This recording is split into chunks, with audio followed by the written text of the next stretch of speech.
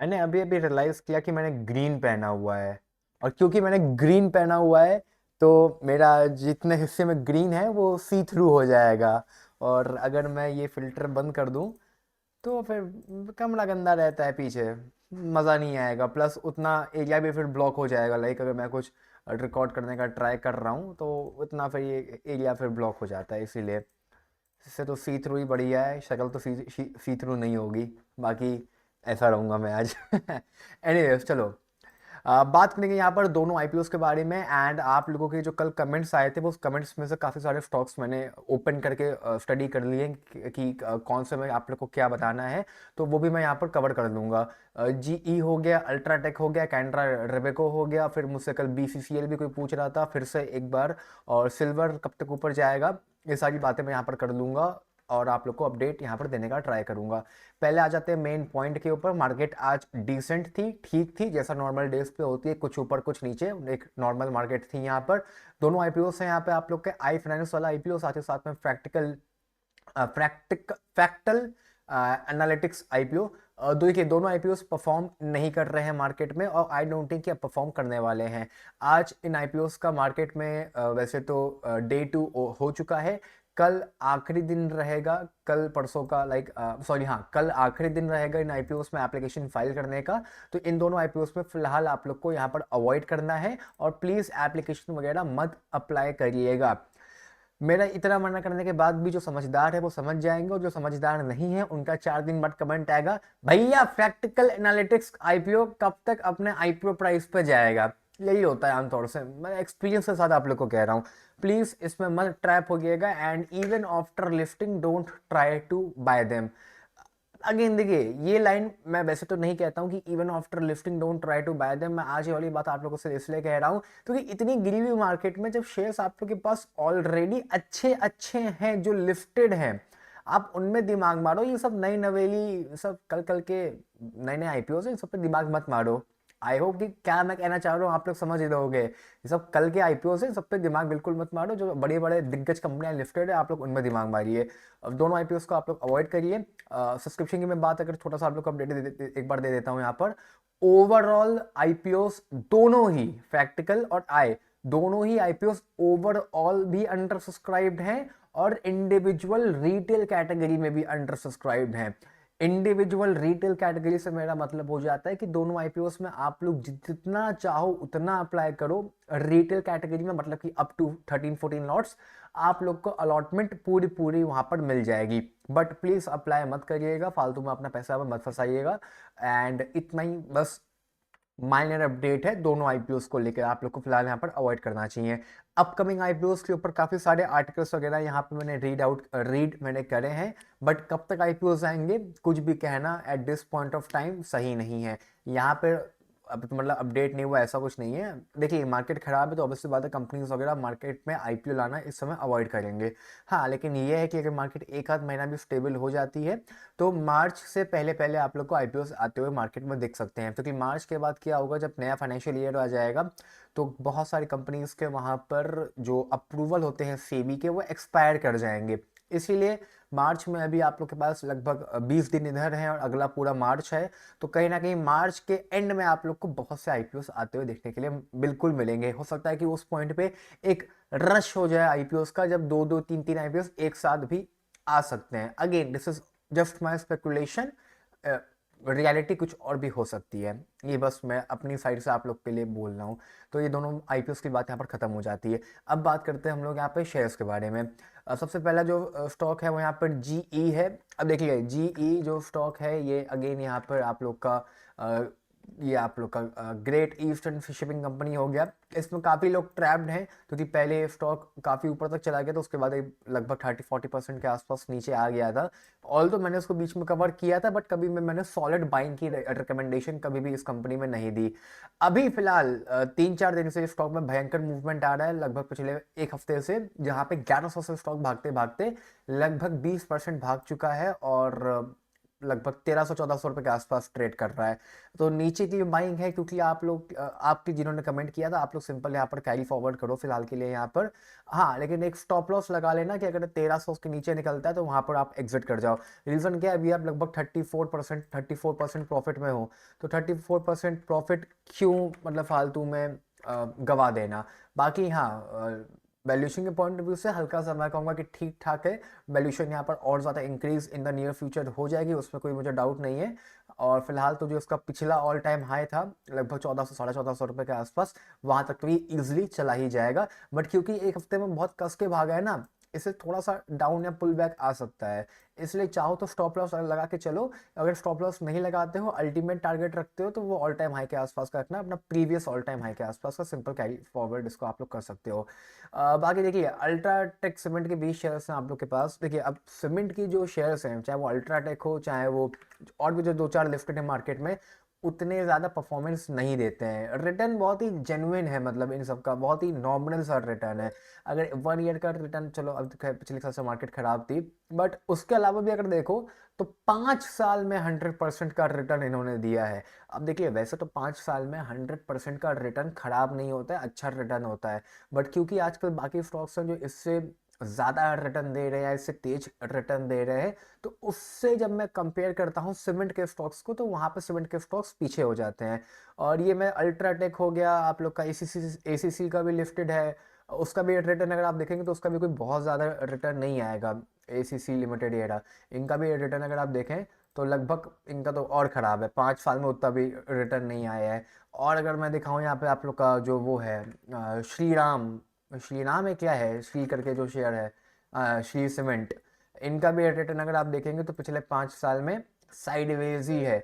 All दो ACC और Shri Ram, sorry Shri cement जो है, इन लोगों का जो मार्केट कैप है वो स्लाइटली बिगर है एज कम्पेयर टू लाइक, मतलब स्मॉलर है उसके बावजूद भी, अ, उल्टा बोल रहा था मैं, स्मॉलर है उसके बावजूद भी अल्ट्राटेक ने थोड़ा सा डिसेंट रिटर्न दिया है। अदरवाइज सीमेंट के स्टॉक्स कोई बहुत ज़्यादा रिटर्न देते नहीं है, इसलिए मैं पोर्टफोलियो में रखता भी नहीं हूँ। और डिस्पाइट मिड कैप होने के बावजूद भी कभी मैंने उतना ज़्यादा कवर नहीं करे हैं। एक स्टॉक है ओरिएंट सीमेंट करके, ये मैंने इक्का दुक्का बार पहले भी कमेंट किया है, और इनफैक्ट अपने पोर्टफोलियो कह रहा हूँ, अपनी वॉच लिस्ट में भी मैंने इसको रखा हुआ था। ओरिएंट सीमेंट ये रहा। इनका रिटर्न फिलहाल तो उतना अच्छा नहीं है मार्केट में, क्योंकि ये शार्प फॉल यहाँ पर आया था, लगभग 50% के आसपास गिरा हुआ है। बट इसका मार्केट कैप इतना छोटा है कि अगर ये कल को कभी पैसा सही से जनरेट कर पाते हैं अपने एज अ कंपनी, तो बहुत कस के फिर यहाँ पैसा बनेगा, क्योंकि मार्केट कैप बहुत छोटा है, लगभग 3,500 करोड़ के आसपास का ये मार्केट कैप है। बट ये एक रिस्की बेट हो जाएगी। अदरवाइज अल्ट्राटेक या एसीसी रखना चाहो पोर्टफोलियो में रख सकते हो, but again not my cup of T, इसलिए मैं नहीं कवर करता हूँ। कैनरा रेबेको रिसेंटली आईपीओ भी आया भी था, ऑल दो बढ़िया भी आईपीओ था, आईपीओ में कोई खराबी नहीं थी ऐसा कंपनी भी मैं कहूँगा यहाँ पर, क्योंकि Canara Robeco, Canara mutual fund एक बहुत ही स्मॉल एएमसी है as compared to other AMCs. लगभग 5,000 करोड़ के आसपास का ये मार्केट कैप है। प्रॉफिटेबिलिटी की इनकी काफ़ी अच्छी है, लाइक काफ़ी कस के ग्रोथ यहाँ पर आ रही है, तो उसमें कोई दो राय वाली बात नहीं है। बाकी हाँ, अगर आप इसको होल्ड करेंगे लंबे टाइम के लिए तो यहाँ पे पैसा बन सकता है। अभी ज़्यादा कुछ गिरावट यहाँ पर नहीं आई है एज सच, ये एक पॉजिटिव बात है। लगभग अगर आप देखो तो 350 रुपये के आसपास का ऑल टाइम हाई मारा था, वहाँ से तो लगभग ये आई थिंक 20% के आसपास डाउन जा चुका है। बट हाँ, लिफ्टिंग प्राइस से उतना ज़्यादा ये नीचे नहीं गया है, 15-10% के आसपास ही गया है अगर मैं लिफ्टिंग प्राइस की बात करूँ। तो कोई बुराई नहीं है, एसेट मैनेजमेंट कंपनी है, इनके जो रिजल्ट आएंगे वो अच्छे आएंगे, और रिजल्ट किसी भी एएमसी कंपनी के अच्छे ही आएंगे। ये मैं ब्लाइंड रूल आप लोग को बता रहा हूँ। इसका रीज़न क्या है, देखो मार्केट में अब ये आपको नहीं पता, क्योंकि मेरा काम है म्यूचुअल फंड्स का, इसलिए मुझे पता है।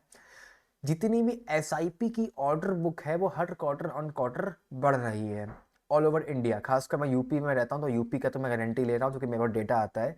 एसआईपी बुक जब बढ़ती है या लमसम में लोग इन्वेस्टमेंट आजकल और ज़्यादा करने लग गए हैं, क्योंकि लोग अब एजुकेट हो रहे हैं, और अच्छे एजुकेट हो रहे हैं कि स्टॉक मार्केट में डायरेक्टली इन्वेस्ट करने से तो अच्छा है किसी एएमसी के थ्रू कर दो, पैसा वो मैं कम से कम मैनेज तो कर लेंगे। तो ऐसे में मैं ये नहीं कह रहा हूँ कि Canara Robeco is best in the market, no they are not the best in the market, even they are not in the top 10 also in my opinion. Again ये लाइन जो मैंने बोली ये मेरा ओपिनियन था कि वो टॉप 10 में भी नहीं आते हैं, बट हाँ अदरवाइज मार्केट में इतने लोग हैं तो कहीं ना कहीं तो पैसा डालेंगे, तो कैटना ट्रेबको is also a good choice.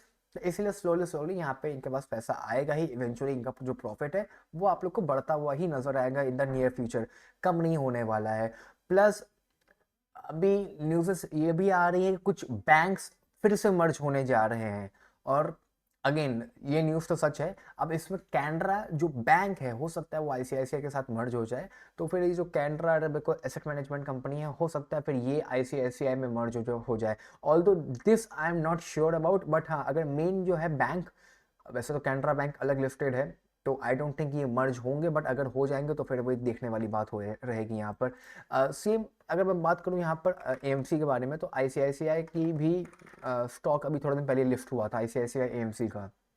Again इनका मार्केट कैप बहुत बड़ा है, बट प्रॉफिट इन लोगों का भी बढ़ता ही आप लोग को नजर आएगा। और ICICI is one of I think top 10 में इजीली आ जाती है, टॉप 5 मैं सोच रहा हूँ, इसलिए थोड़ा सा मैं चुप हुआ, वरना टॉप 10 में तो आईसीआईसीआई एएमसी इजीली आ जाते हैं, तो इनके रिटर्न्स ज़बरदस्त है और फंड भी इन लोगों के अच्छे खासे हैं। इसके बाद मैं बात करूँ यहाँ पे अगर एनएफडीएल के बारे में, तो एनएफडीएल सीडीएसएल दोनों की मैं बात कर लेता हूँ। यहाँ पे कुछ लोगों ने वो भी कमेंट किया था, देखिए दोनों बेहतरीन स्टॉक हैं, सीडीएसएल भी और एनएफडीएल भी। अरे सॉरी, दोनों अपने आप में बेहतरीन स्टॉक्स हैं, दोनों में कोई इशू वाली बात नहीं है। फिलहाल एनएफडीएल हल्का सा ज़्यादा वैल्यू फॉर मनी है, क्योंकि आईपीओ की बात से ये भागा नहीं है, 1000 रुपये के नीचे ये मिल रहा है, तो again it's a very big thing for me, वरना 1000 रुपये के ही नीचे खाली अपने लिफ्टिंग वाले दिन ही मिला था। तो 6 अगस्त 2025 के बाद आज जाके ये 1000 रुपये के नीचे निकला है, विच इज़ क्वाइट डिसेंट, क्योंकि मुझे लाइक एक्सपेक्टेशन नहीं थी यहाँ पर, खासकर एनएफडीएल से। तो एनएफडीएल में आप लोग बाइंग कर सकते हो, और एनएफडीएल को मैं इस प्राइस पॉइंट पे ज़्यादा प्रेफर करूंगा सीडीएसएल के कंपैरिजन में। बट क्योंकि अगर आप सीडीएसएल होल्ड कर रहे हो तो सीडीएसएल में कंटिन्यू करना, अगर नहीं है तो एनएफडीएल बाय करो। और जो लोग और बाय कर सकते हैं वो लोग यहाँ पर एनएफडीएल बाय करना चाहें तो बिल्कुल कर सकते हैं। बाकी सीडीएसएल लगभग 1400 रुपये के आसपास का आ चुका है, 1700-1800 रुपये के आसपास का मेरा टारगेट है, तो वो इजीली वहाँ से जाने की अब उम्मीदें हैं। रिकवरी रिकवरी चली रही है मार्केट में, तो 1400 से 1800 रुपये का जो टारगेट है वो धीमे धीमे यहाँ पर मूव फॉरवर्ड आप लोग को होता हुआ नजर आ जाएगा।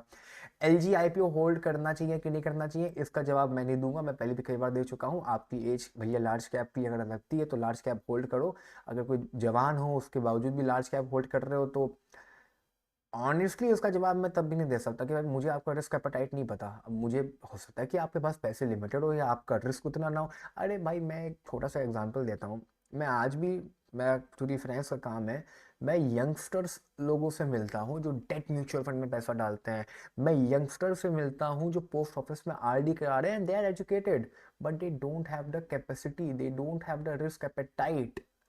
तो वो मेरा पॉइंट नहीं है, मतलब वो मेरा फिर जगह नहीं है बोलने की कि अरे नहीं रिस्क एपेटाइट बड़ा करो, वो जाने। रिस्क एपेटाइट आपको आपका समझना है, कोई यूट्यूबर कोई भी फाइनेंशियल एडवाइजर रिस्क एपेटाइट आपको नहीं बदल पाएगा, आपको सिर्फ नॉलेज देगा।